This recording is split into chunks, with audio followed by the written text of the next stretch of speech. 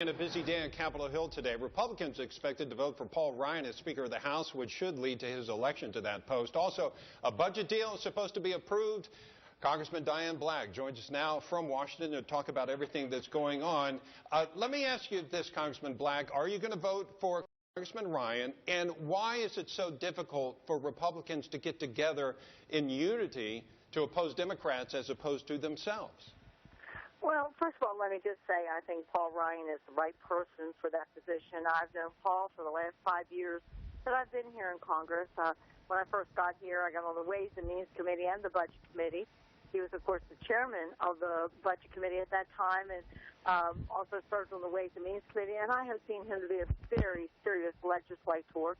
He is someone who brings people together, and Paul and I may differ on some issues, but he, I think, is the right person for this time to bring our conference together.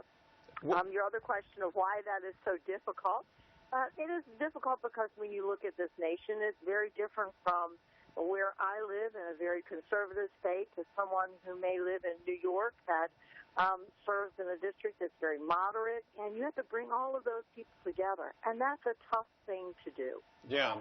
What about the budget deal? Are you going to vote for that? What don't you like about it?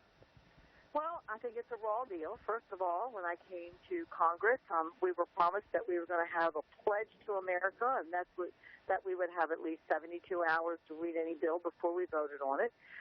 This violates that pledge. It's hard to get a bill this large with this many moving parts to it, and in this short period of time of 42 hours to be able to really tell truly what's in it.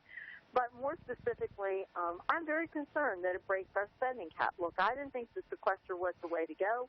We should have been able to sit down around the table and come up with some good policy that both sides could agree on. Unfortunately, we have an administration that is my way or the highway, and so we got this sequester. And it's not a good thing to break that sequester because then you're going to see our deficit continue to rise. It's the only thing that's really brought our deficit down, and I'm proud of that. And despite that, we still have $19 trillion in debt. And when they do the analysis of this particular bill, where it suspends the debt ceiling, it doesn't set a ceiling and say you can only go to this much and then you have to come back to Congress. It actually suspends the debt ceiling. And the CBO says that it could add up to $14 billion to our deficit. So I'm not for something that continues to grow our debt and deficit. I think we can do a better job. All right, Congressman Black, thank you very much.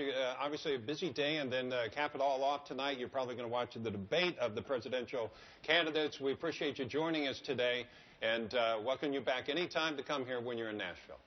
Thank you, Bob. I appreciate your having me.